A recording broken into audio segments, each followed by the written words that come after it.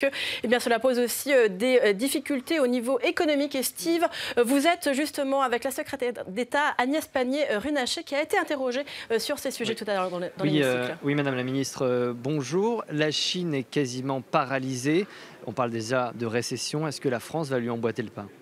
Non, d'abord la Chine a redémarré, donc attention à ne pas Lentement, rester très lentement. dans la vision qu'on en avait d'il y a 2 semaines.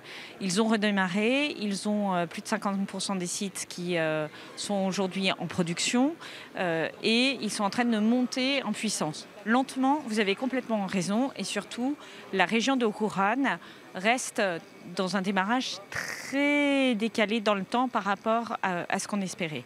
Pour la France, il y a 3 enjeux. Le premier enjeu, c'est l'impact sur le chiffre d'affaires des entreprises qui sont exposées à la Chine. Le deuxième enjeu, c'est l'impact des entreprises qui sont exposées en France à la clientèle chinoise. Je pense au tourisme, évidemment, aux entreprises du luxe, à l'événementiel. Et qui sont plus largement exposées à la clientèle internationale qui va moins venir en France parce que les déplacements provenant d'Italie, provenant de Corée du Sud, provenant du Japon, qui sont des pays aujourd'hui très touchés, sont fortement diminués.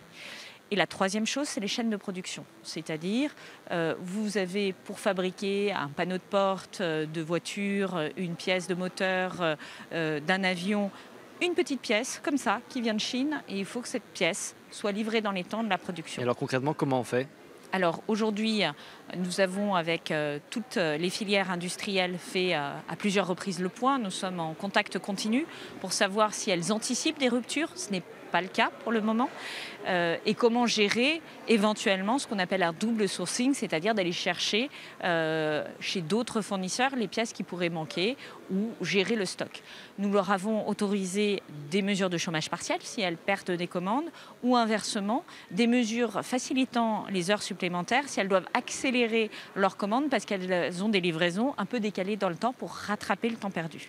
Et par ailleurs, en termes de trésorerie, ce qui est vraiment le nerf de la guerre pour les entreprises, du report d'échéances fiscales et sociales pour toutes les entreprises qui en font la demande, de façon à ce qu'elles récupèrent de la trésorerie. Nous avons également demandé à BPI d'augmenter ses garanties. Sur les entreprises, justement, la Fed a revu ses intérêts à la baisse pour lutter contre les conséquences du coronavirus. Ça vous donne des idées? Il faut soutenir la demande, il faut soutenir l'activité?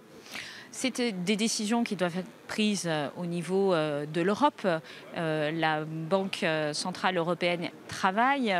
Bruno Le Maire a eu un long entretien avec Christine Lagarde mardi. Nous avons des réponses qui sont adaptées au niveau du G7, au niveau de l'Eurogroupe. Bruno Le Maire a d'ailleurs eu là encore un entretien tout à l'heure avec l'ensemble de ses homologues européens. Donc on saura prendre les mesures. Et justement, la présidente de la Commission européenne l'a indiqué. Mais à ce stade, la première mesure, c'est celle que nous avons prise. C'est celle de redonner de la trésorerie aux entreprises. Elles ne demandent pas plus et elles doivent être accompagnées, et c'est ce que nous faisons.